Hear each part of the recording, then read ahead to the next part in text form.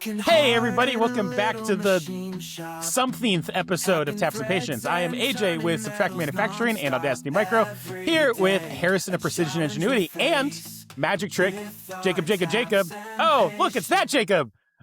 Jacob from Subtract, but not that Jacob. Also, you have your own brand. What's that called, Jacob? Stout's Forge. Stout's Forge. So Instagram, this is Jacob YouTube. Stout, which you guys may know as Intern Jacob. Or Tall Jacob, maybe? Or Tall Jacob. Tall Jacob. Yeah.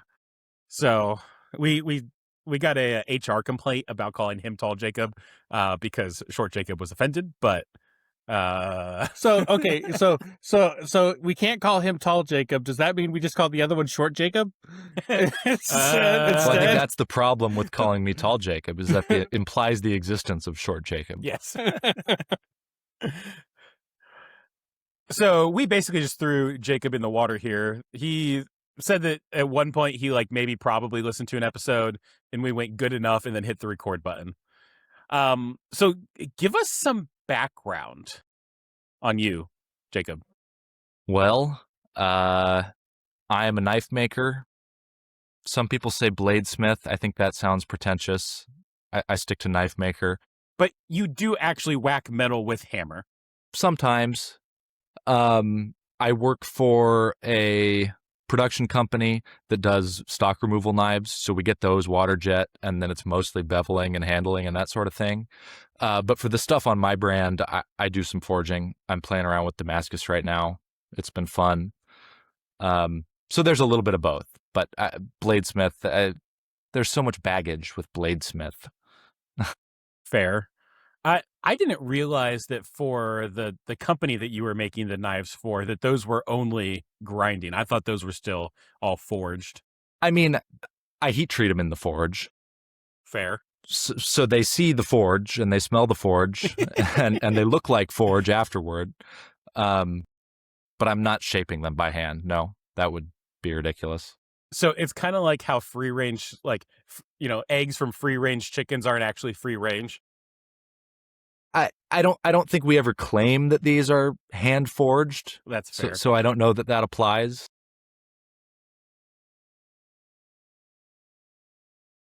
And how long have you been doing that? I'm coming up on 2.5 years at this point. Yeah. How many knives have you made? That's really hard to say. Hundreds? Thousands? Definitely hundreds, maybe 1,000. If I really put my head to the grinder, I can do 40 a week is about reasonable. But I don't do that half the weeks is probably about what it is. So say I average 25 a week or so. Okay. Are you doing those to order, or are you just making stock? Some of both. So the production company I work for, I'm just doing batches, and then whatever sells is what sells. My stuff is almost exclusively commissions. I have a couple of things on my website here and there, but I'm not actively trying to keep that stocked. And if somebody wants something, they should reach out. For the company that you're doing these knives with, is it hey, we have this particular knife and you're trying to make the same thing over and over again? Or is it you have a little bit of freedom? I have freedom in that there are 60-something different profiles that we offer. Wow. And so I get to decide what profile I'm working on. But they all get the same style of bevel and they all get the same style of handle. So okay, it gets pretty rote after a while. Not that I'm complaining. We lost audio. He looks very distraught about this. He does. Your facial expressions are incredible. Jacob, it says that your audio device changed, your mic got unplugged, or... No, we can't hear you. That was not a thumbs up to us hearing you. I don't remember the last thing we were talking about, so this is my transition. So, Jacob, how did you end up where you are now? Give us your life story, the within tolerance story of how you ended up a knife maker. We'll go from the beginning and we'll go fast. 0 to 15, grew up in the San Francisco Bay Area out in California. You A little did? town called Dublin. I did. You didn't know that? I feel like No. I've told you that. Okay. I know well, actually very little about the past, considering you're employed by me. fair enough. 0 to 15, Dublin, California. 15, we moved to Muncie, Indiana, because my dad grew up here. He wanted to retire, be closer to family. Cool. I was bitter about it at the time. I've made my peace with it. Understandably so. Graduate from high school, go to Purdue for engineering. Kind of hate it. I didn't really know what I wanted to do going into college. That was just kind of the best program that I got into. My first choice would have been like film school or something. Didn't end up happening again. I was bitter at the time. I've made my peace with it. At Purdue, found stand-up comedy, Purdue Stand-Up Comedy Club, shout out. They were very cool. I performed a lot while I was going there. I want to get back to that at some point, but that requires moving to a real city. That's relevant because it influenced my decision to drop out 2.5 years in. I think it was 2.5. Because again, I just didn't know what I wanted to do. I kind of saw the writing on the wall with the AI stuff that my job was very likely going to be go to work and eliminate other jobs. And that just didn't sound that interesting to me. What were you studying at Purdue? What engineering degree? I was in industrial engineering. And what year was it during all this? But this would have been, so I graduated high school in 21. So 22, 23. Yeah, industrial engineering was what I had picked because it sounded kind of more top down. You kind of avoid some of the nitty gritty stuff of the more technical specialized majors. Mm-hmm. And then my sophomore and junior year were all the nitty gritty calcs and physics and stuff that I had hoped I was going to avoid. And it didn't click for me. So I quit school, ended up moving back home, kind of dirtled around for 6 months or something, and then mentioned to a buddy that I had gone to high school with that I was looking for work. He introduced me to the guy that is now my knife boss. I say boss loosely. A business partner is maybe more close, but he writes my checks, so boss is fine. And he's one of these kind of serial entrepreneur guys who's got his fingers in a lot of pies. And so I just went saying, I'll do whatever. And he said, you can work in the warehouse sorting books for $7.25 an hour, or you can work in the forge for $25 a knife. And I said, that sounds more interesting. I'll try that. And I'm still doing it. So there it is. There's the story of my life. So growing up, were you the kind of kid that would like take stuff apart and make stuff and put stuff together? And I was more of an artsy kid, I think, than a tinkery kid. And that's kind of what appeals to me more about the knife making, is that you can go deep into the art of it and spend 1,000 hours on a piece and be detail oriented like that. And kind of what was really not compatible with the engineering mindset. interesting. Yeah. So then what led you to want to go into machining? If you were kind of the more artistic side, you did the knife stuff, you have a job and a side hustle, it sounds like. So now you're wanting more? Well, so back to the stand-up comedy thing. At some point, I want to be able to move to a real city and pursue that. And knife making is not super compatible with living in a big city because you need your own shop space, basically. You can't even get a house with a garage in Los Angeles or New York. It's like, so I figured machining is kind of parallel. You know, it's making things. It's a very different way of making things, but it's close enough that I'll pick up on it relatively easy, I think. And I sort of feel like I have. Not like I've done a ton of stuff in the shop with you. I'm more remote these days doing kind of other stuff. Um, but it was a way to make myself more employable, essentially. Okay. Well, and I mean, the deal with you coming to Audacity Micro was that was always going to be a temporary thing that had a solid start and end date with, no obligation for you to continue past your 12 weeks or whatever we Sure. agreed on.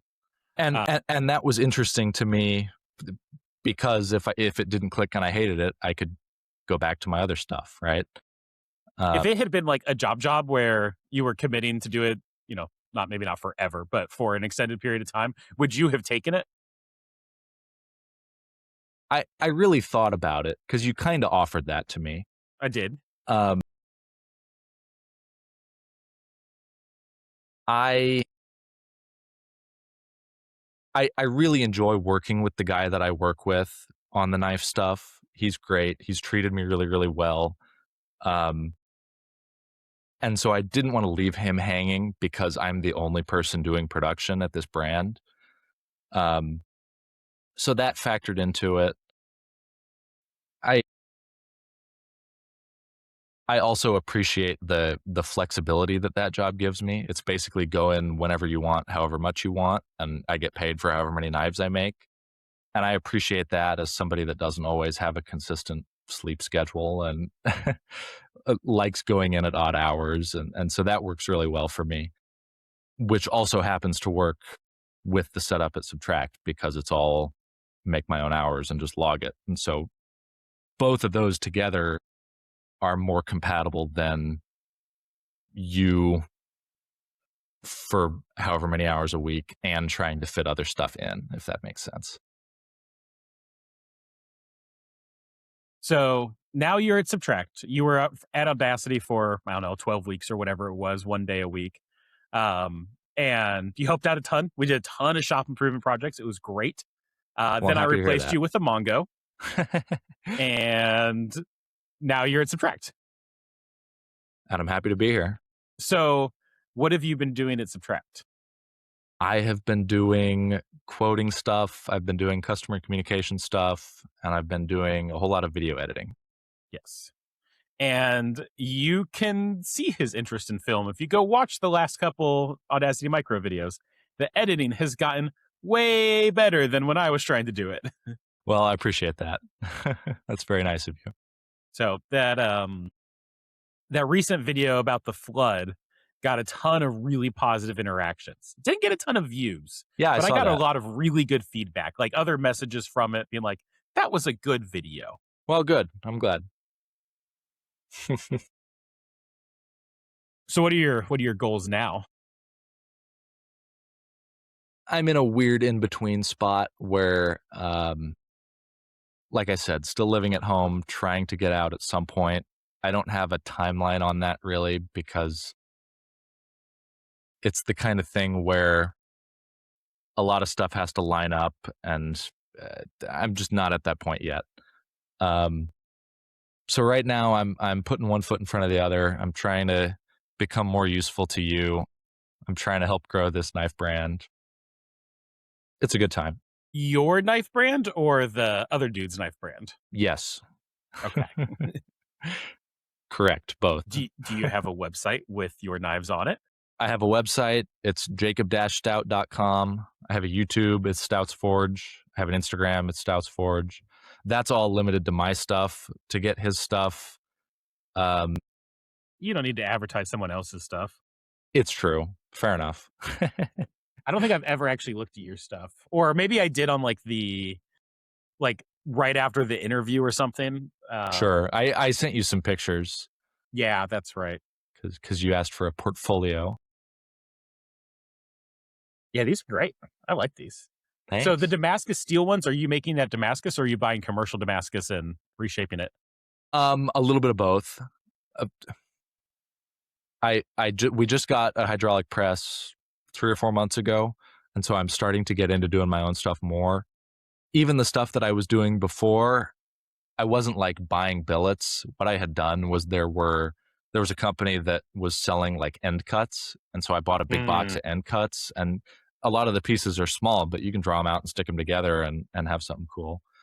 So one of the ones on my website right now is a piece like that, where I had a handful of end cuts that I drew out into bars, stacked up, and then twisted, and then hammered out into a knife. And I think it gave a cool effect. It's the one with it's got a curly maple handle and like a little red spacer. If you're looking. Yeah, I see that. I really like the one that's, well, right above. Wait, I can screencast because we're not using Zencaster anymore. How do I do this? Oh, I didn't even think about that. There. Bam. Look at that. I really like this one. This one is sweet. That was a sweet one. I have one more that was a custom order that I just uploaded to have something to show on the website, basically. Mm-hmm. And I have another one in a similar vein to that I need to throw up there. How do you say this word? Gyudo. Gyudo? Okay. Is that the style of knife? It's Japanese. Yeah, that's the blade shape. Okay. Yeah, I really like this one. Thanks. Here's some deep lore for you. So, you know, is there a term for this, like the waterline there? I mean, sanmai is Japanese for 3 layers. That's when you have a core and 2 cladding layers. And that one is not that's not from a heat treat, is that? That's the actual material? Yeah. So yeah, it's the cladding is 100-layer Damascus. Okay. And then it's a solid steel core. Okay. And then the coloring is from an acid etch. It doesn't look like that out of the heat treat. But back in the day when Scott and I were working on pens, we looked into getting some custom Damascus made, and we wanted it to be kind of that style where there was a darker side and then more of a twisty Damascus on the other side. Neat. But then we found out that cool custom Damascus is really expensive. It is expensive, but you know a guy now, so I do know a guy now. We can resurrect that project if you ever want to get back into the game. Are you doing all of these in your workshop, like not a home shop? Yeah, I do it all out of the shop that I do the production stuff into, and my boss is really good about, you know, as long as I keep his orders fulfilled, he doesn't care what else I make in there. So do you make both your knives and his knives at your house? No, it's a shop that he owns. Okay. He has his warehouse full of books that's right next to it, and then it's in like a detached garage next to that. Do you make both of them at the same location, yours and his? Yes. Okay. Yeah, I do. So if the knife business suddenly took off, like, you know, through our massive audience of, you know, mine and Harrison's mom, right? You started selling however many you would need to, you know, $8,000 worth a month. Sure. Would you just like go with that, or what would you do? Yeah, I would go with that. If they were my knives or if they were the production knives? Your knives. If they were my knives, I would save up for a few months and then move somewhere expensive. Okay. You need to sell a lot more knives in LA than you do in Muncie, though. It's true, but the people in LA are willing to pay a lot more than the people in Muncie. So well, that's what the internet's for. Yeah. It's true. Yeah. So you just need to do a vacation to California and just take a bunch of flyers and post them up everywhere. Yeah. I think you got it. I think that's where my next marketing spend is going. Muncie knives. Yeah. Yeah. But spelled SEE instead of CIE. Sure, to be tribal. Yes. We really need to do a knife together sometime, a machine knife. Absolutely. Yeah. Either a completed one, or there are processes that I want to try to do on the mill. You should do a folding knife together. I have done a folding knife all by hand, not machined at all. Mm-hmm. Just a slip joint folder. They're not particularly complicated, but I have a YouTube video on it up on my page. And it turned out fine, but I absolutely would be interested in some more machiny. What? I've never actually watched any of your YouTube videos. I should probably do that. I don't expect you to. But you're editing my videos now. I just feel like I should.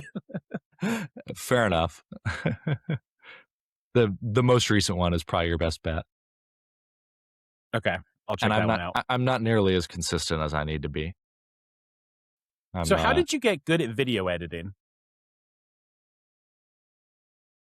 That's hard to say. I mean, I was doing a handful of like video projects in high school, a couple of music videos and a couple of like short film type things. But I don't know that I'm not all that much experienced than the next guy. I don't feel like I just kind of have an eye for it, I guess. A good sense of the timing and Yeah. And I think part of that kind of overlaps with the stand-up comedy thing too, because that's all about like word economy and cutting the fat, and it's kind of a similar philosophy interesting. in my mind. Yeah, that checks out. Do you have any like sets online? There might be one somewhere, but I'm not going to give it to you. You got to find Okay. it if you want it. Can I stick Jacob on it? He The can other try. Jacob? That's fine. It's been a few years. There absolutely are videos up that I would not recommend watching. Just because, well, and actually I shouldn't say where they are because I don't want anybody finding them. So if you find them, great. You can post a clip right here. You can cut it in, and then hopefully it's funny. If it's not, I'm going to be angry. We'll add a laugh track over regardless. Good. Yeah, that'll help. Wait, I think I can do that. Do you have a soundboard? Oh, there you go. That's Classic. Nice. All right. There we go. All right. All new features here at our not Zencaster anymore. Yeah, that's right. Okay, let's try the timing because sometimes there's like a delay. So I'll say no. I mean, let's try it out. And then I said, "That's not a camel. That's my wife." You got to be a little quicker. You got to be a little quicker. There's a little wheel that goes around the emoji that I click on to do that, and it literally does not start the sound until like 40% of the way around the wheel. Terrible design. Riverside, Terrible what are we design. doing? Yeah. That's your stand-up comedy coming through. That's for sure. That's right.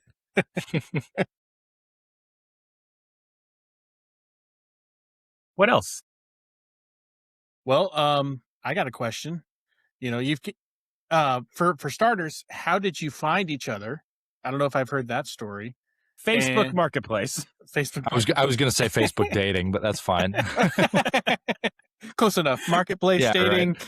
I mean, I think it was one of the It was- local groups. I posted it in like the Muncie area Facebook group and a couple other places, but that's where he came from.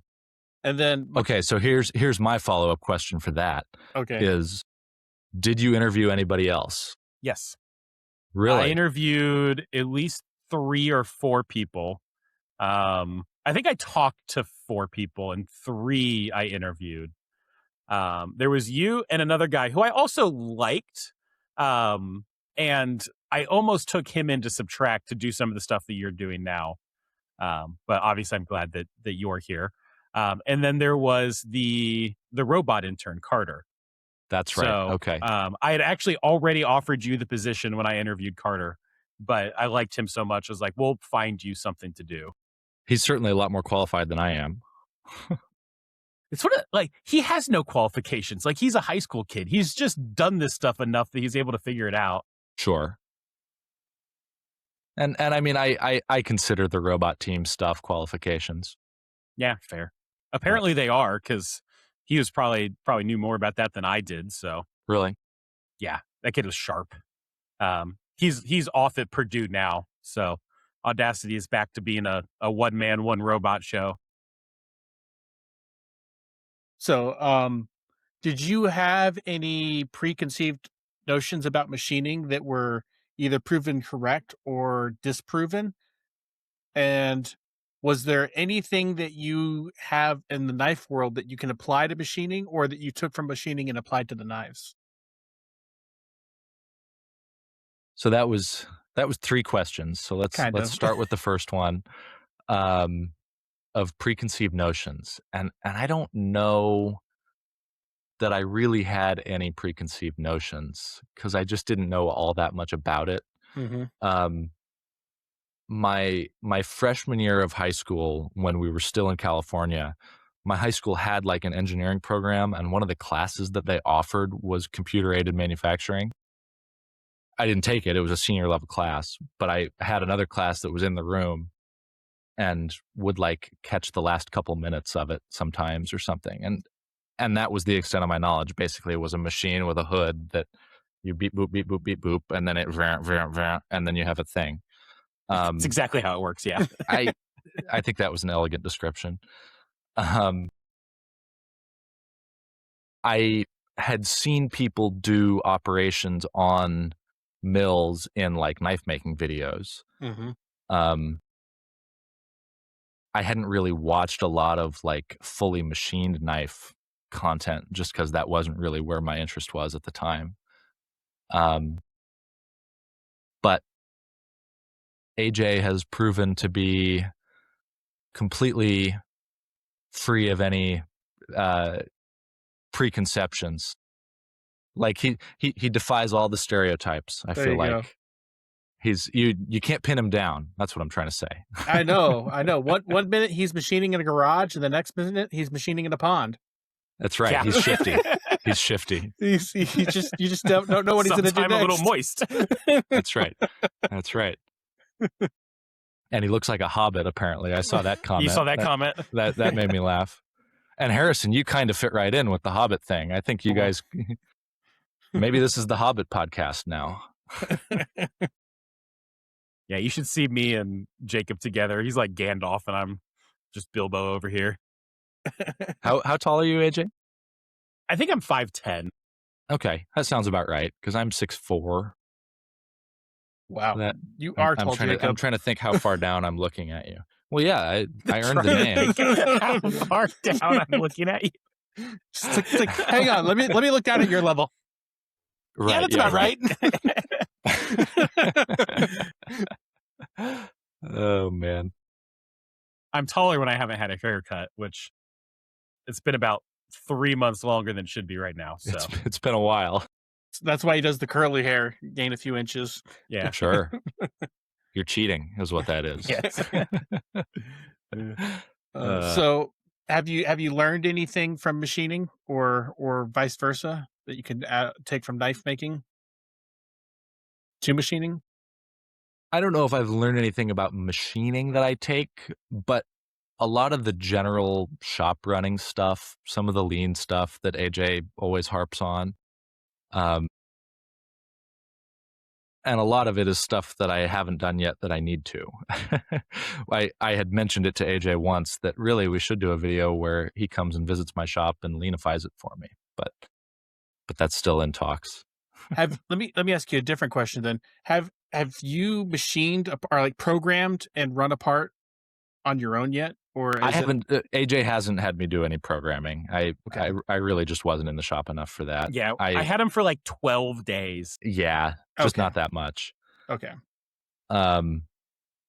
I modeled a couple of things that we then never ended up doing anything with. We printed some. Well, I guess I was talking about the knives you had me model, yes. Actually, that we never ended up machining. Yeah, we need to make those. And there's some other tooling stuff that I want to try to talk you into helping me make. Just dies and that sort of thing. Good deal.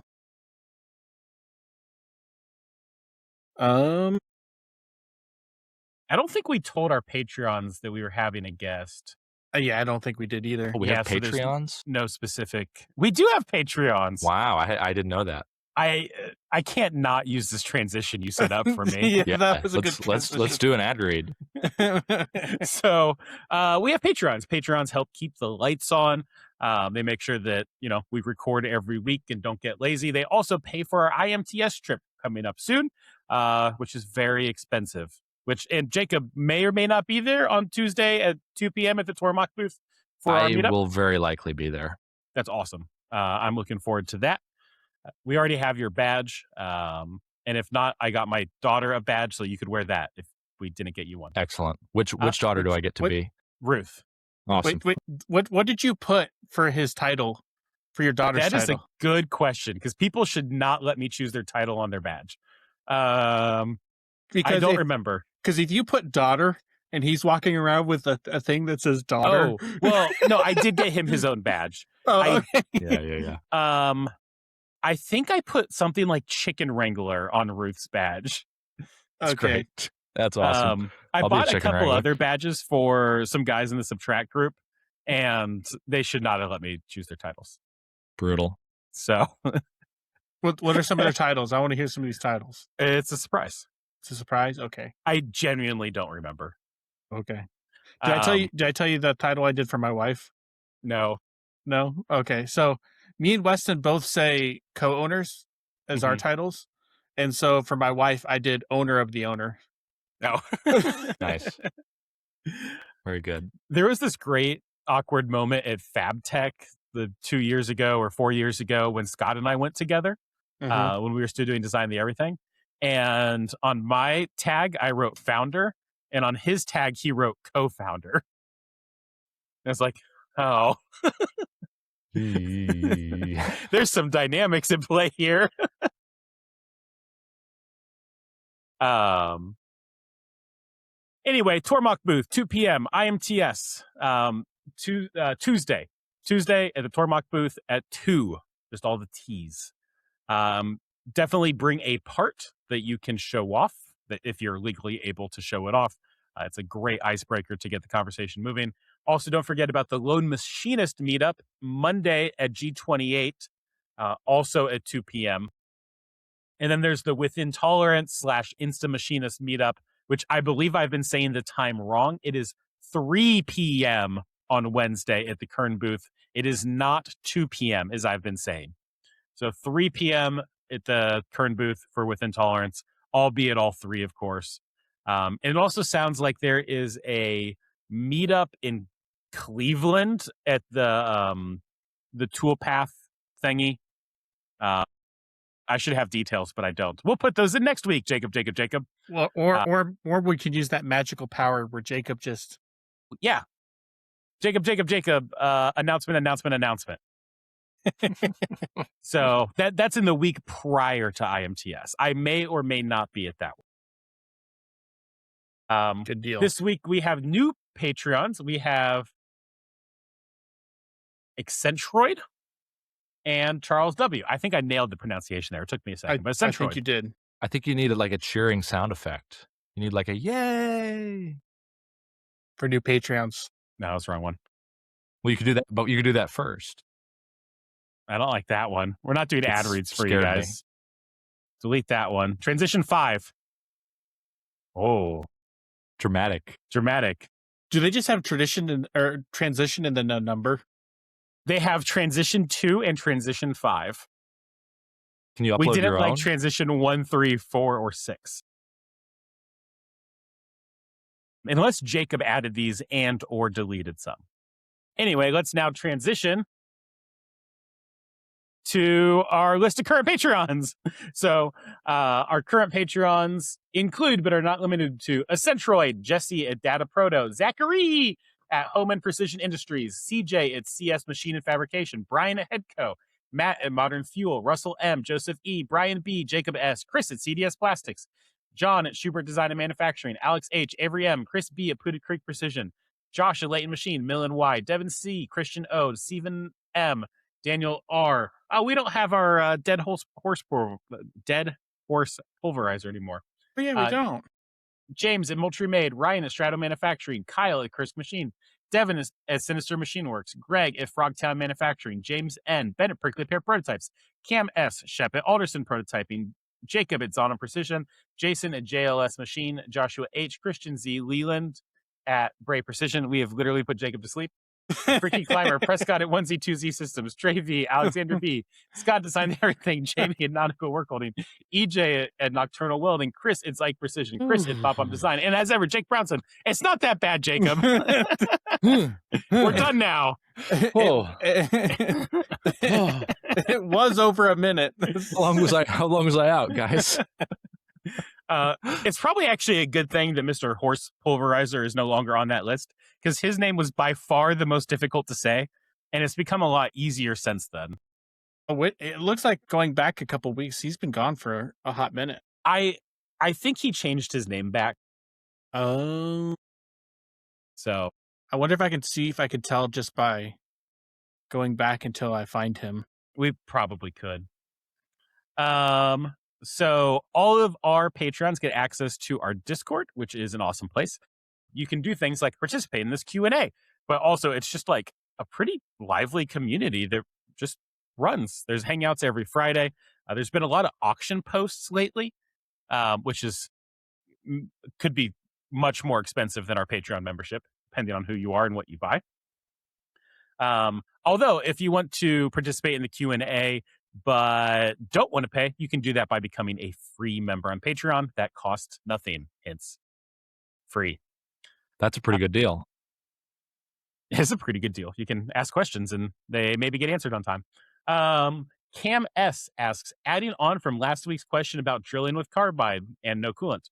Our milling machine is old and the coolant is pretty anemic, so I'm worried about shocking the carbide inserts if I use coolant. Looking at the DS20 style from Sandvik. Not familiar with the DS20 style, unfortunately. I'm not familiar with the DS20 style either. Thank you, Jacob. Appreciate it, Jacob. I am skeptical if the shocking carbide thing is that big of a deal, unless you're pushing it really, really hard. Yeah, if you take it nice and slow, like, it'll be fine. It also depends on what you're milling, because if you're doing anything with stainless, you need the coolant just to keep it from work hardening. I would worry about that more than I would shocking the carbide itself. So depending on what you're machining, your material might be more of a limiting factor than your tooling. So Nothing further to add at this time. if you are worried about having no coolant and you are machining a work hardening material like stainless, you might actually look into high-speed steel if you're going to do it dry and peck, because carbide does not like pecking in stainless at all. It will blow up on you. That's how it was in the past. Whenever I used my Tormach back in my Tormach days, I blew through a lot of carbide drills pecking on that Tormach with carbide drills. It did not like it. And so if you have really poor coolant, that might be something to look into. And I might even ask AI about some alternatives for that. Just some advice. Jacob, do you have input? Nothing to add. Oh, okay. That was perfect. Dylan at Got Chip, how's taking out the floor in the office going? I assume this is directed at me, unless Jacob, any home improvement projects recently? Nothing. Okay. I was thinking about just, taking the whole front of the shop and just bulldozing it. So I mean, you can make room for like at least one Speedio, maybe two. there you go. I mean, at this point, my office is in my shop, and I don't think that's going to actually change anytime soon. So, but yeah, go ahead. Sorry. The floor is, I'm going to say 45% removed.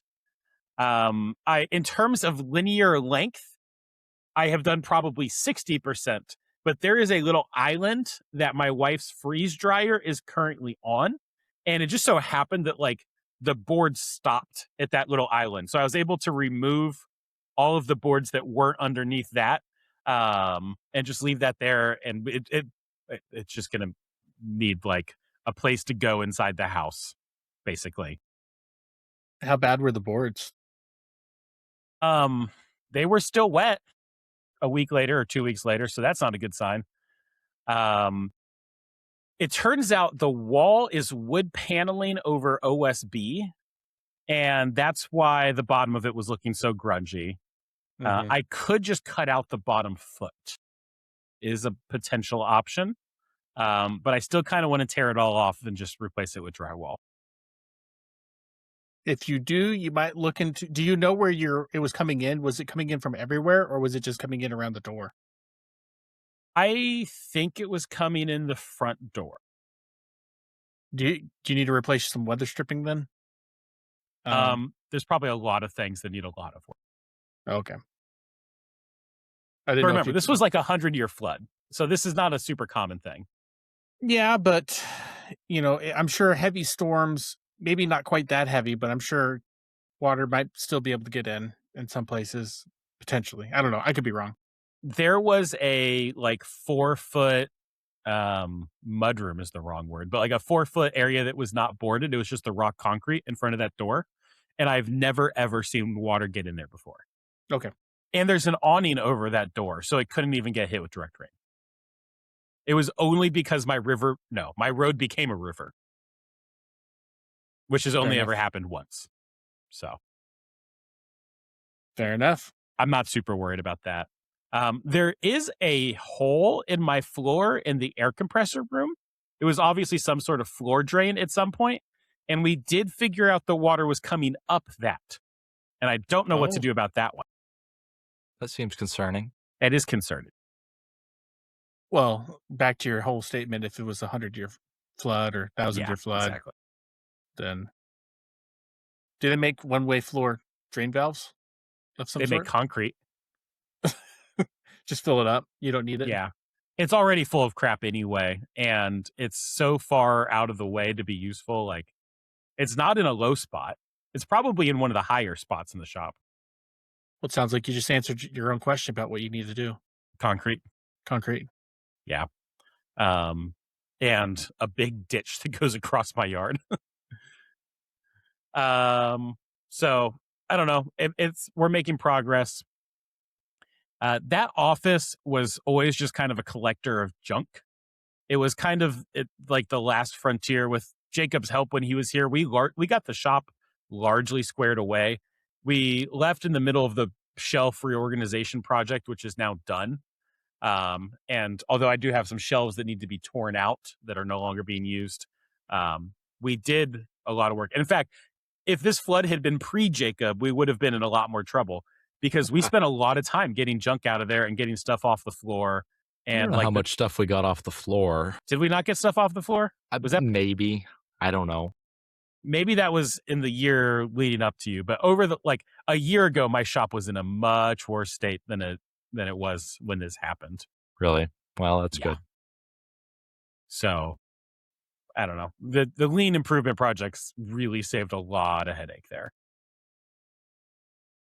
Okay. Other part of Dylan's question, he's considering either expanding his shop or building a detached garage or pole barn. What would you DIY and what would you contract? So Harrison's unable to breathe while he is currently choking. He's red. My instinct is to contract out the carcass and then finish it off yourself, like the inside yourself. If you are trying to save money, like doing the outside, I don't know, maybe it's not, but in my head, that's like the big complicated part that takes more equipment and stuff. And then, electrical and drywall and whatever, like that's pretty easy. And if you have the roof and the slab in place, then like you can do all that in the dry. Put in the air conditioning first and then work in comfort. Because he's in Florida, if I remember right. It depends on kind of what you have access to for me. But like we do a lot of the concrete stuff ourselves, but I have access to a lot of farm equipment. And so, backhoes and tractors and skid steers and stuff to dig stuff out and around. So we try to do most of that ourselves. But if you don't have access to that stuff, I probably wouldn't pay to rent it and do that all yourself. It's going to be far more work than getting a crew in to do all that kind of stuff. And at that point, if you only have like basic hand tools, then I basically just follow what AJ said. Do the inside stuff. Yeah. So that said, this is kind of an interesting thing because my employee is actually taking off this week, he bought some land and he's working on building like a little shack to live in until they can build a house on that land. Building a shack. Neat. That's what he calls it. A little. He was living in an RV and that's getting a little old, so he's just building like a small like 1 bedroom, like a bedroom and a bathroom and a small kitchen, like really small house thing to. And he's not planning on having it done this week, but he's going to try to do the most of the work himself. So he took a week off to focus on that. Is it getting like a foundation and stuff, or Yeah. Okay. But it's going to be small, like I think like 600 to 900 square foot, something like that. basically a garage? Yeah, just something that he can get out of the RV into something that's has a little bit better insulation, a little bit better foundation until he can build something bigger. Now, I am thinking about it. Jacob, did you have something to say? I was just going to say, I don't have any experience with building anything, but my dad is the volunteer of the year at Mutzi Habitat for Humanity. Oh. So That's cool. How is he at flooring? no idea. Okay. I That was a don't know joke. what all he does. Or Yeah. drywall. Does he do foundation, drywall, framing?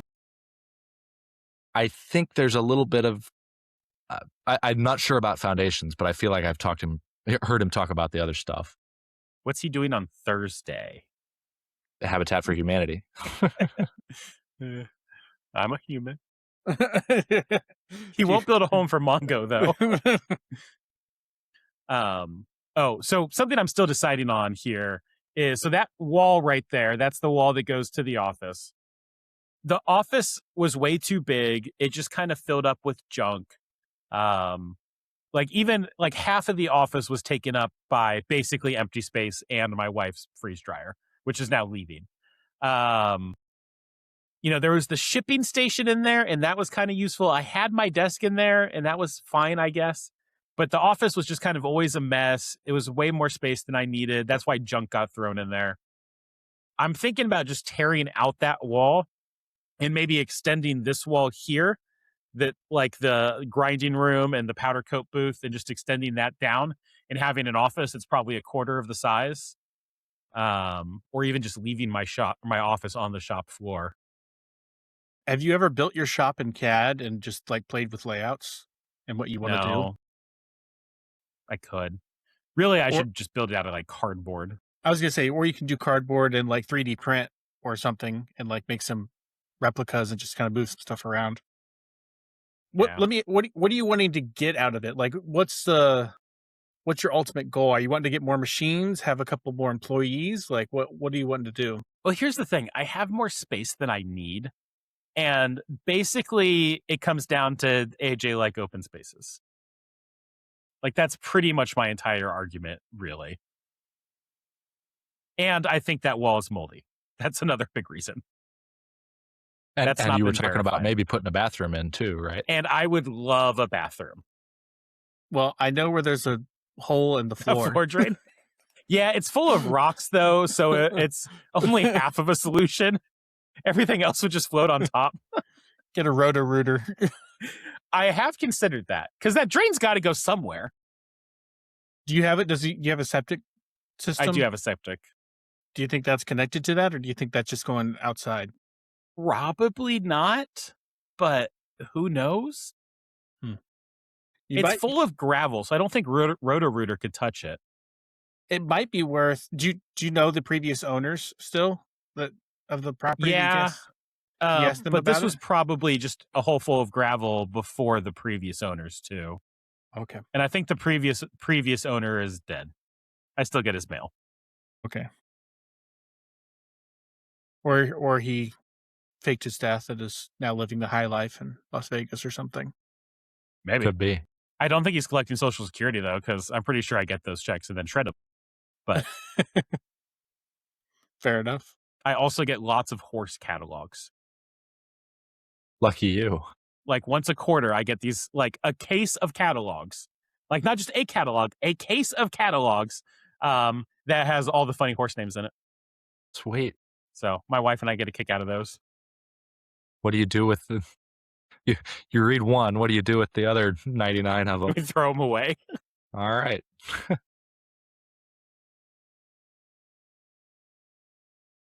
What do you do on a Wednesday night? I was thinking you should do a horse wall where you have your kids cut out every individual horse and then wallpaper with them.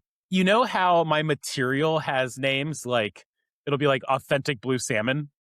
What if we just started naming them horse names?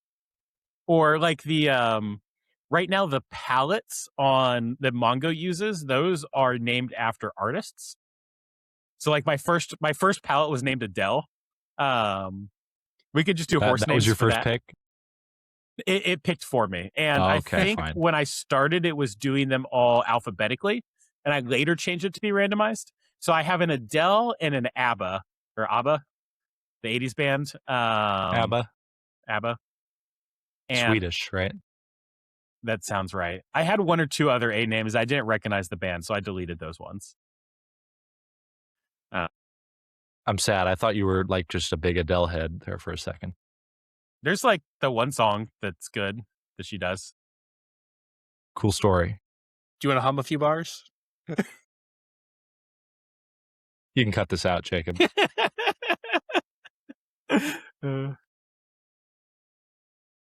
Anyway, all right. So Jacob, Subtract. We haven't talked about Subtract yet, or Let's much. talk. How do you like working for Subtract now? I like it a lot. It's simple. It is flexible. I like editing video. The other stuff is not difficult. I just have to be around to do it. And I don't have the aversion to talking to customers that you have. Yep. I wish we had more for you to do. Like, I would love to get you more hours, but I like that idea as well. we really need to get Quoting 2.0 finished. I was so close, and then the flood I know. kind of pushed me off focus. What a convenient excuse. Yeah. All I had to do was flood Bunsey, and then it got right. other Jacob off my back for a bit. This was my plan all along. It's good someone's on your back. Check the security cameras. Make sure he wasn't doing a rain dance out there. Yeah. Or poking a levee with a stick. Did you see that the big gravel pit in Carmel filled up with water? I saw there was a quarry or something. Is that the same thing? Yeah. Okay. It was a gravel pit. I heard sorry, about that. I found this very funny because I grew up right by that gravel pit. Really? Yeah. Okay. And the river flowed into it. There you go. We haven't actually talked about our weeks yet, which is how we normally start this podcast. Mm-hmm. I threw everything off. I'm sorry. That's Guests okay. do that. You and Ben, gosh. So what have you been working on, Harrison? Not much. Just getting ready to interview some people for our new employee position. Ben 2.0. Yep. We've got I think 35 applicants after about a week and a half. So got a few to get through. Nice. So yeah, it's funny though, because Ben, employee Ben, he was telling me that he was wearing some of his Precision Ingenuity shirts and going into town. And it's a town that we've lived in our whole lives. We know a lot of people in the community. And he said, I kept having all these random people that I don't know going, hey, you work at Precision Ingenuity. And he's like, who are all these people? Like, why? Like, I've never had this much attention in my entire life going to like the store to grab stuff. And it was really throwing him off. So I got a kick out of that. How do they know him? From the job listing or from the us, shirt? Because he was wearing a Precision, like our shirt. I know. But how do they know what Precision Ingenuity is? Because everyone knows us in the community. My dad knows literally everyone. Okay, so small town stuff. Yes, and I gotta tell this story because my dad told the story to Ben, and I've heard it so many different times. I'm gonna give you the short version of it, but this is like my dad knows everyone, like literally everyone. I feel like so. my dad is a pilot, and he was looking to buy some radio equipment in like New Jersey. Mm-hmm.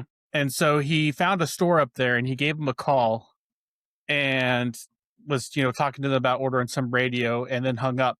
And a few minutes later, the radio shop called back and they said, "Hey, I've got a guy in here who says he knows you. Do you know him?" And he's like, maybe. And so they handed the phone to the guy, and he's like, "Oh yeah, I do know that guy." Yada, yada, yada. And they talked for a little bit, and my dad didn't think anything of it. And a couple of years go by, like 5 or 6 or so. And one day he's at the Siloam Airport here in town, and he runs into this guy, and he's like, "Hey, who are you? What's going on?" And it's like, "Oh, I run a radio shop in New Jersey, and I'm moving in down here, and I've opened up another shop down here." And my dad was like, "Oh yeah," and he's like, "By the way, my name's Rory Hostetter." And the guy goes, "That's a name I'll never forget." He goes, "Why?" And he's like, "I was interviewing a person, and when you called in, the person that I was interviewing started going crazy as soon as he heard your name. He was like freaking out, and he's like, I thought he was having a stroke." And he's like, when I hung up the phone, he said, I know that guy who just called you." And he's like, "There's no way." So the owner called my dad back, and sure enough, he knew him. And the guy ended up hiring him just because he knew my dad, just because it was like the strangest thing that had ever happened to him in his life. And then later he found out, like after working with him, that like they went to the same high school together. And then when he moved to Siloam, that's where that high school is. And so he moved in there, and then he found out that the high school was there. And he's like, "I almost changed religion because of you guys, because of all these coincidences." And it was funny. It was so, I'm probably doing a horrible job of telling the story, but like my dad does a much better job of telling it, obviously. But it was just crazy coincidences. And it's funny because when he flies around, his buddies always play a game of like, can Rory make a connection to someone? And there was a time that he was flying around, and there was an African lady that was doing something at the airport, and they were talking, and she ended up being from Malawi, which is actually where my mom was born and raised as a missionary kid, and completely freaked out the lady because the lady was born at the hospital that my grandparents worked at, and like just blew her mind. And at that point, the other pilots are like, "We give up. We give up." So anyways, all that to say, in our small town, it's like that times 1,000. Like, just everyone knows us. We know just about everyone. And our employee is not used to that level of attention. So wearing our shirts is a dangerous thing to do around here. I feel like I ran on a rant there for a minute. Wee bit. So what'd you do this week? Yeah, sorry, that all went off track. I didn't fall asleep, at least. Yeah, you did. Only during the Patreon read. Thanks, Jacob. That's right. That's right. Hopefully it was entertaining. Someone enjoyed I mean, not really too much, just lots of parts, and just trying to stay caught up. We got some more big orders, and so we're even more booked up, which is fun. Other than that, the robot is eating material too fast, and so we were hoping to stay on Bagwell's for a while, but we ran out of material, and so we're having to switch it over to a different part for a little while until we can get some more material in for Bagwell's, which is a good problem to have. But hopefully we can get in material fast enough before we run out of the other parts. So, and I don't know if some people saw it, but the stop bars, the guitar parts, they came by and filmed our shop this week, and they did a little video where I kind of talk like a 30-minute blurb on the manufacturing of their parts. So Very cool. Where's that video? it's on Instagram. Okay. A A 30-minute Instagram video? or 30-second, like a 30-second. Sorry, not 30-minute, 30-second, like stop bar. They kept being like, "Can you shorten it down? Can you shorten it down? Can you shorten it down?" And I was just like, "Here's a part. This is what it looks like when it's done." That's what you have to do for the shorts algorithm anyway. That's so bad. So it's like, it starts off as solid block, then it turns into this, then it turns into this, and then we're done. Yay. It seems like we're oversimplifying things, and we are, but that's like to some extent new to some people. Yeah. Like we're all very familiar with that, but there's a lot of people who aren't very familiar with that. Yeah. So I feel like I could do a much better job. It was very spur of the moment and like not really planned out. And so it's very raw and rough.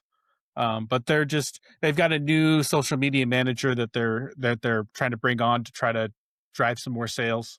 And so they just wanted to kind of get some shots showing that it wasn't made in China, basically.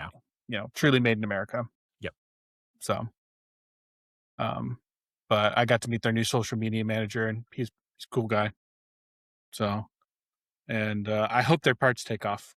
So, other than that, Weston, he had dug a big hole for the new shop, and we filled it full of red dirt. So now the hole it looks like he did nothing because they filled everything back in almost up to where it was before. But the tree stump and the other dirt has been replaced with a nicer dirt. So, do you watch Alex Steele? Oh yeah. He dug a big hole too. Yeah, I haven't watched that video. I have it on my watch list because he's been restoring the next big hammer. Yeah, I got to get caught up on that. I like him. I am not as good about watching him as I should be. Spoilers: he dug a big hole. Sweet. Do you use any? Oh no, you said most of your stuff is just grinding. You don't really you forge on your stuff, but on the other stuff, Your knives, are they hammer or are they like power hammer? We have a hydraulic press, which is like a slow power hammer. Yeah. Gotcha. Yeah.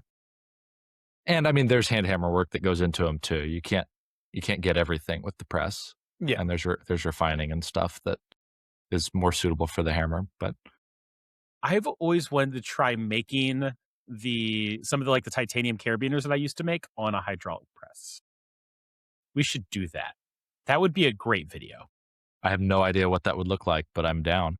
Well, my theory was laser cut chunk of titanium, like something near net shape, top die, bottom die, swish. That was my theory. We could try it. Yeah, it's something I always wanted to try, but I've never had a hydraulic press. Yeah. So. Well, mine's pretty beefy. It's like 40 tons. So I'm down. Let's do it. Let's see. On my end, though, I have been in the shop maybe 2 hours this week, other than podcasting and a little bit before podcasting.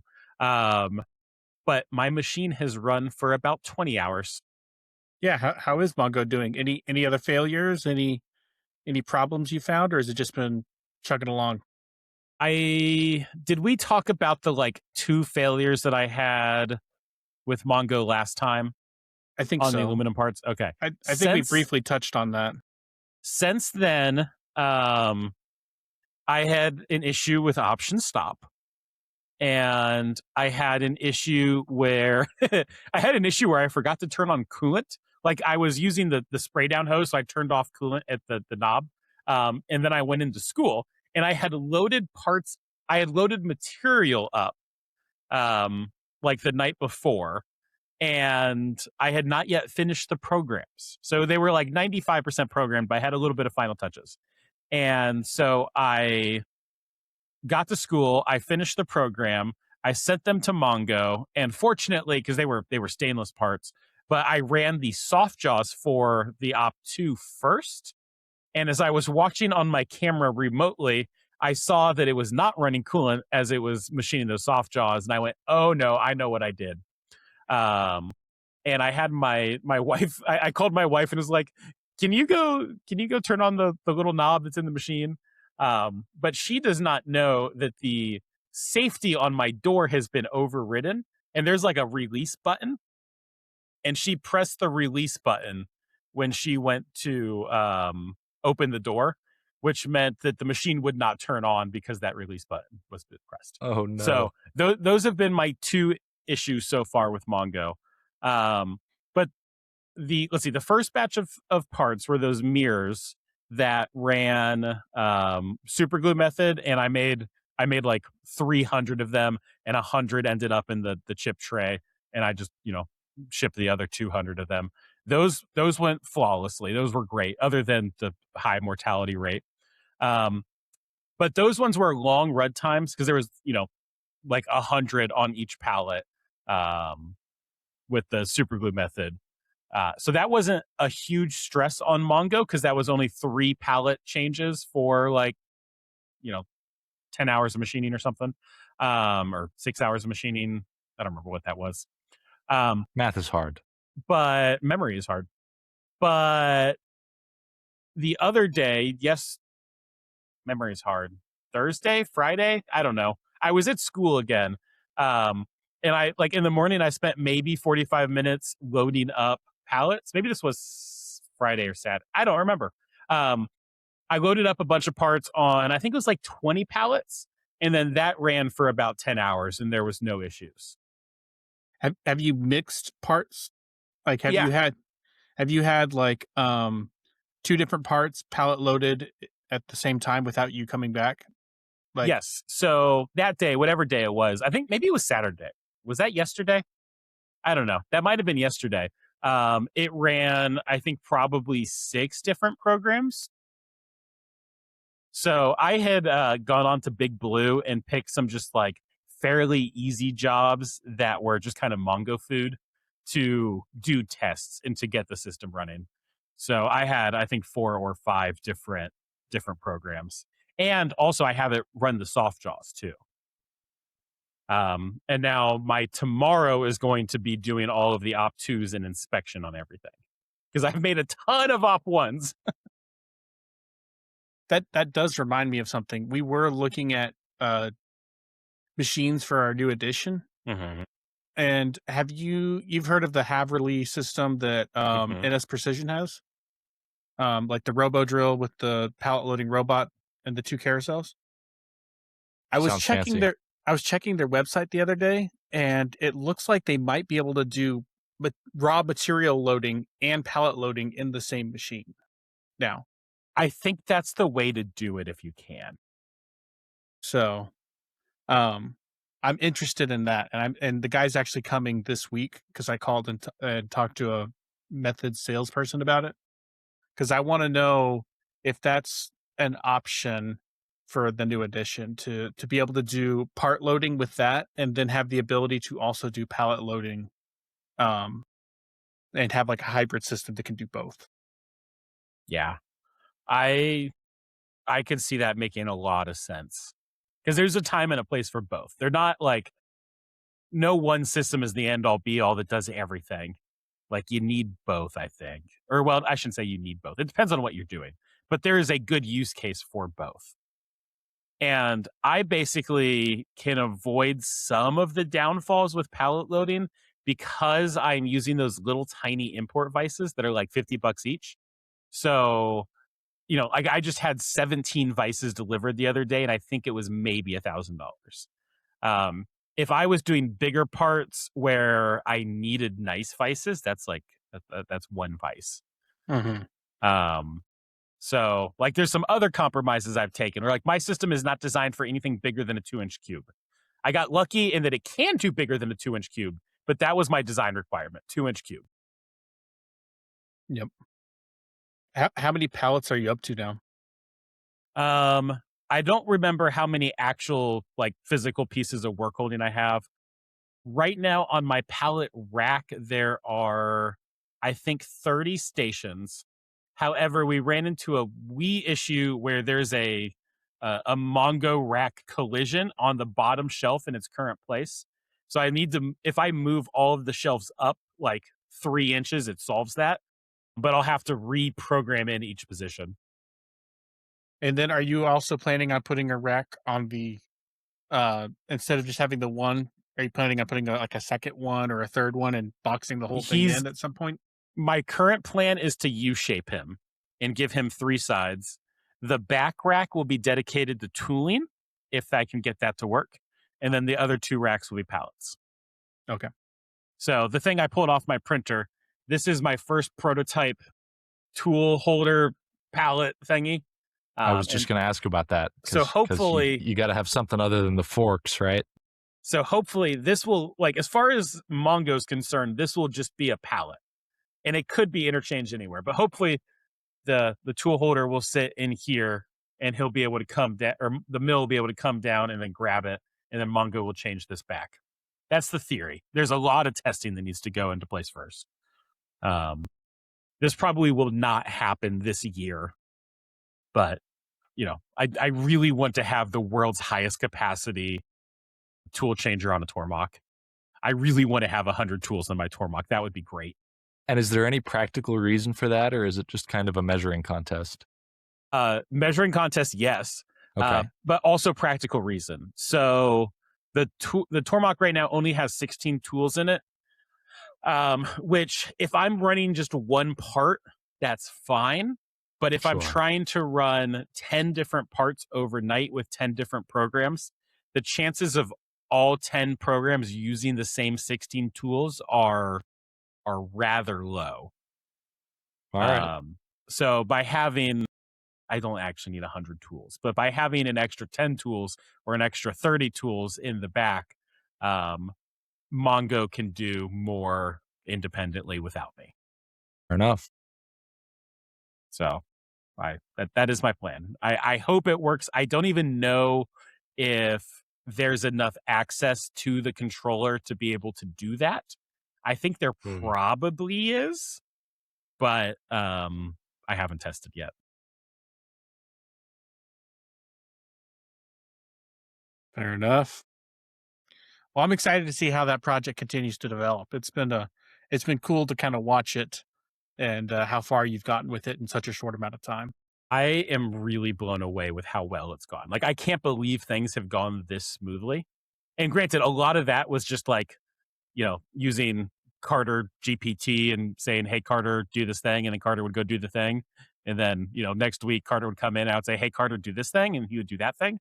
But is Scott from the Design the Everything? Is Scott still doing Design the Everything? Scott is not doing Design the Everything at the moment. Oh, okay.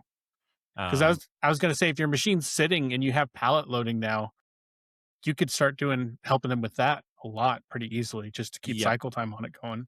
I really want to get some products going, so I'm poking Jacob about knives. I have been working on my really bad idea system that I'm excited to get going, and it's like kind of halfway implemented. Where I've had to dial it back a little bit because of some news that I heard. But you don't even know what I'm talking about, Jacob. Well, this isn't your fridge magnet thing? Oh, this is the fridge magnet thing. Okay, I do know what you're talking about. I'm dialing it back a little bit, though, so it's not going to be the fridge magnet thing anymore. Tragic. What we're talking about is I had a system that was in process of being vibe coded where you could upload an image. It would turn that image into a step file, and then send that step file to Fusion to Toolpath to program it. And then the theory was it would then send that program to Mongo to make the part out of. I don't know. Maybe I'll still get to the point where that can be done. And you would have cameras on it live streaming when somebody purchased, right? Okay, and that portion is basically working at this point. Okay. Neat. Where there's a camera in the machine and a camera looking at Mongo. But I've decided to make things simpler. I'm not hooking it up to like this own custom, like you design your own fridge magnet thing. I'm just going to have products in the shop that you can hit buy on, and then you still get the same thing. But then I won't have to program it custom. Sure. You should put the live feed on the Patreon. And I could do that. We're not quite done yet, but I'm getting it hooked up to my Shopify store. Okay, so you'll be able to go onto Shopify, you'll hit buy, and then you can watch a live stream of your part being made live. It's pretty cool. Are you going to have that camera just running all the time in the background, or are you going to have like a red light on air, Like someone's on the live stream watching right now. The camera is already running all the time, which is actually very nice because like when I'm at school and if I'm, loading a pallet or sending a program over to run a pallet from school, I can just like check the camera. I did also add a audible alarm if the robot or mill starts moving, by the way. That was a safety feature I had to add. But I think I don't know. I guess it could turn on the stream. Yeah, there's no reason it couldn't.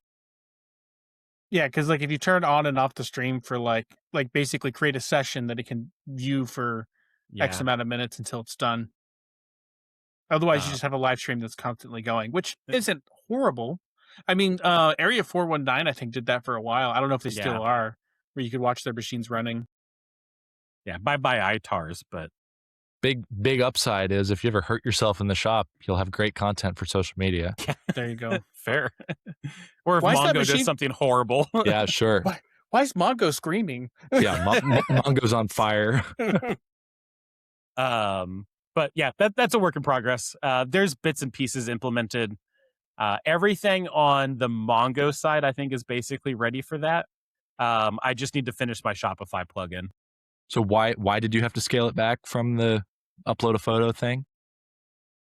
Because you can't, there's workarounds for everything, but long story short, you can't get G-code out of Toolpath, which in my head, I was thinking you could.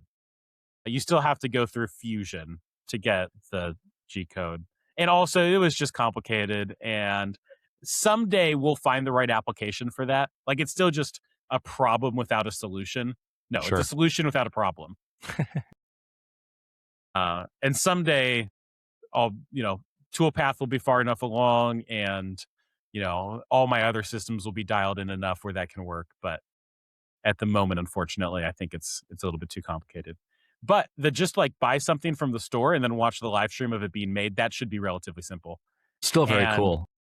Don't hold me to this, but I'm hoping to have a demo ready before IMTS so that people could, pay a very low amount of money for a widget that I would then bring them at IMTS. But no promises to that. Cool.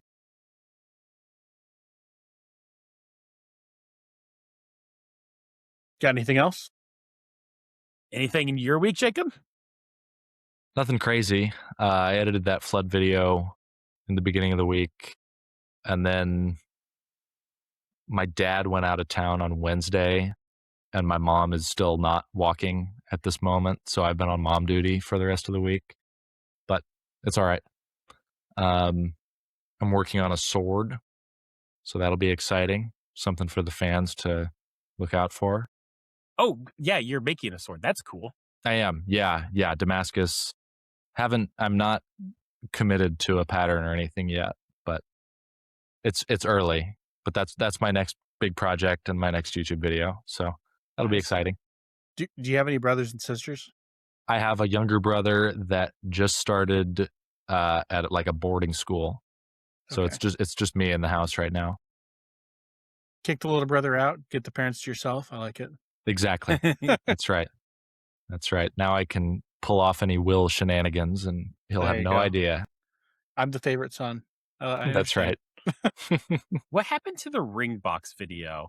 Were you just waiting on me for something? I'm waiting on you for the outro for that, mostly. Okay, I'll record that tomorrow. Here's a ring in a box. Have a good one.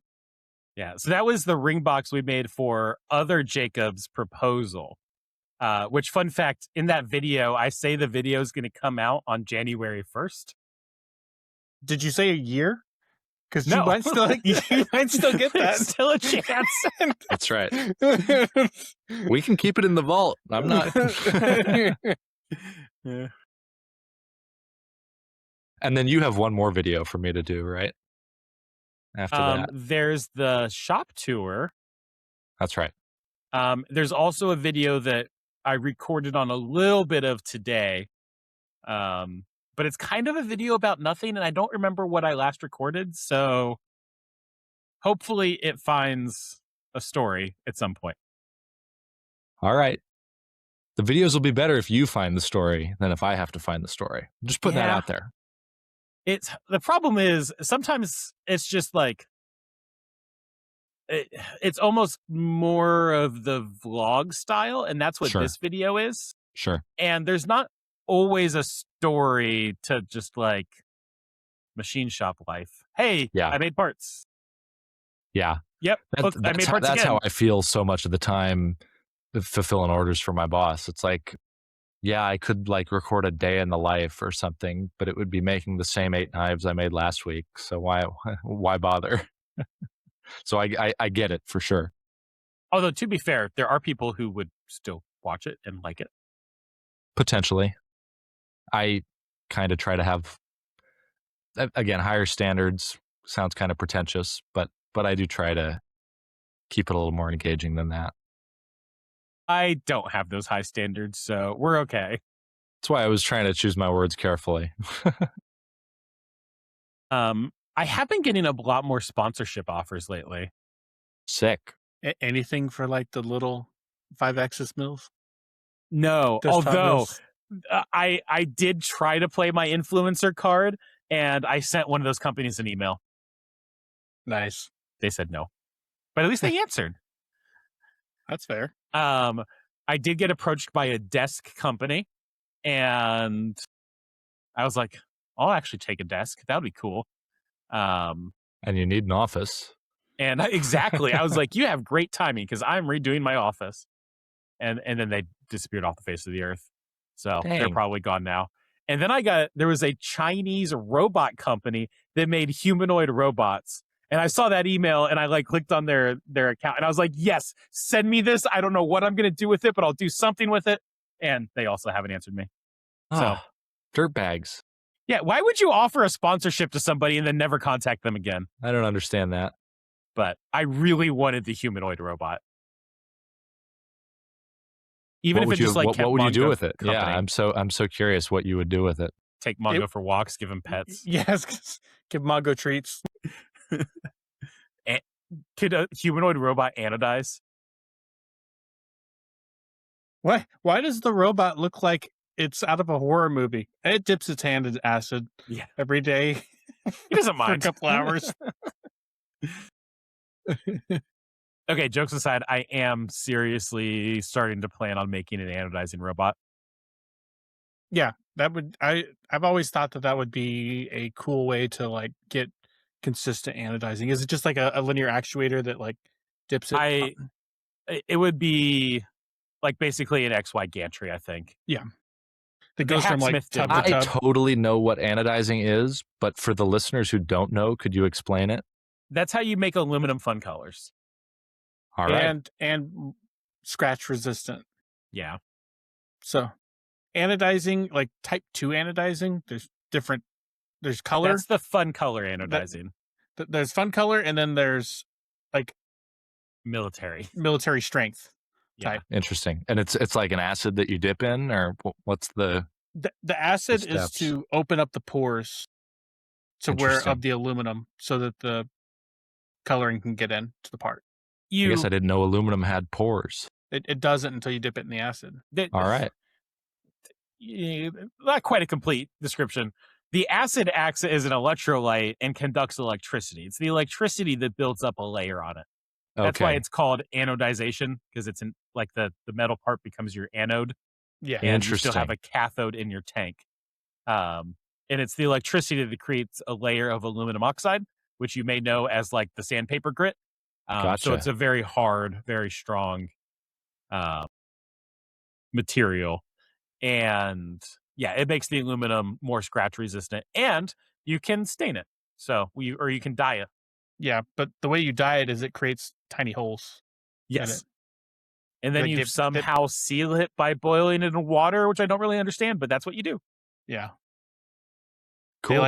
They hold color in those pores, and that's how you can get different fun colors. Which is completely different than titanium, because titanium you can anodize and you can re-anodize and change the anodization over time.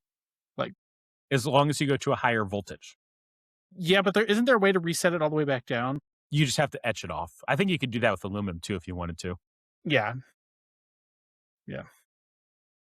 So, but easy to do, hard to master. So Jacob, you've never anodized titanium? I flamed it when you had Okay. that pen. That is a type. Oh, I forgot about that pen. Yeah. Yeah.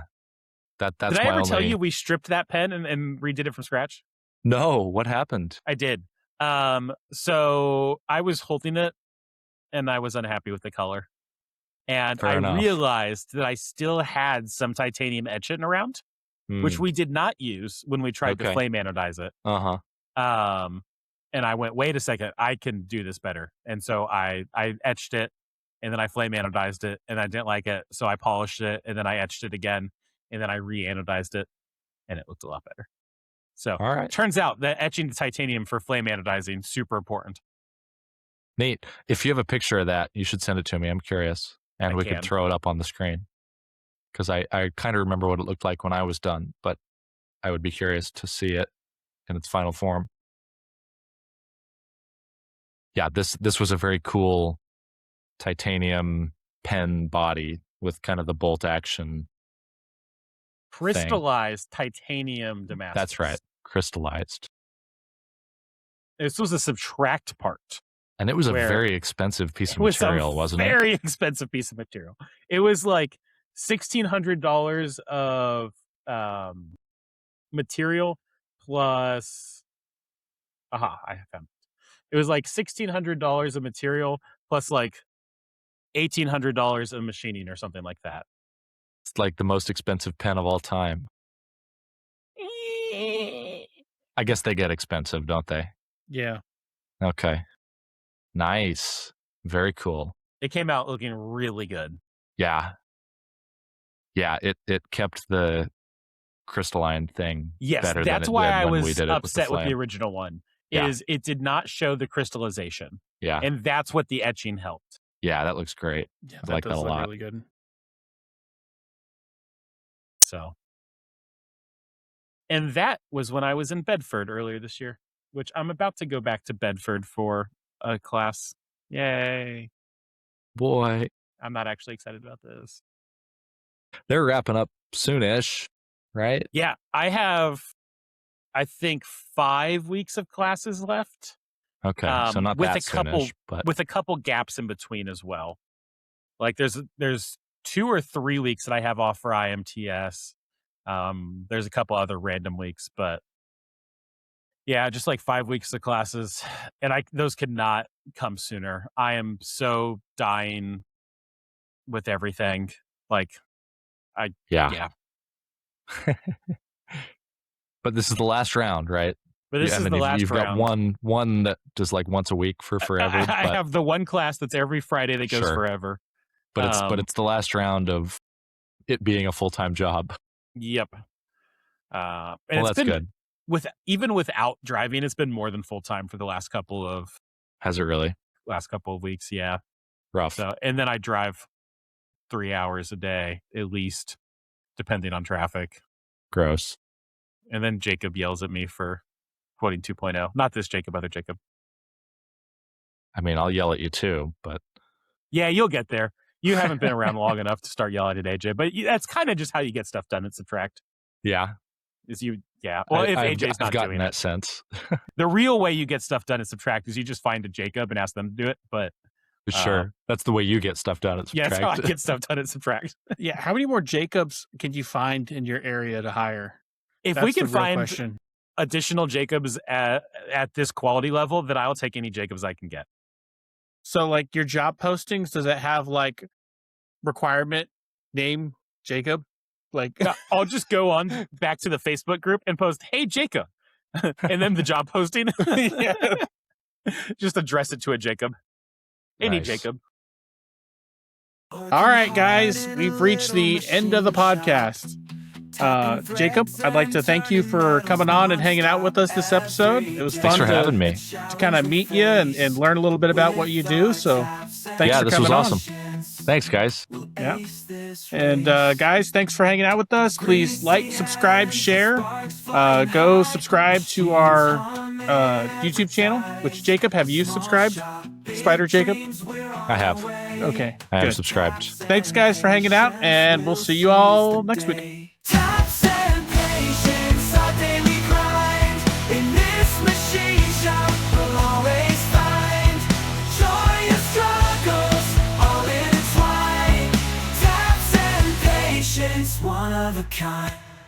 We're gonna Okay. I'm check not on the later. Discord though. Did you tell your parents? We always tell our listeners to tell their parents. Did you tell your Tell my parents? parents. Yeah. To subscribe. I'll tell them. They won't care. Okay.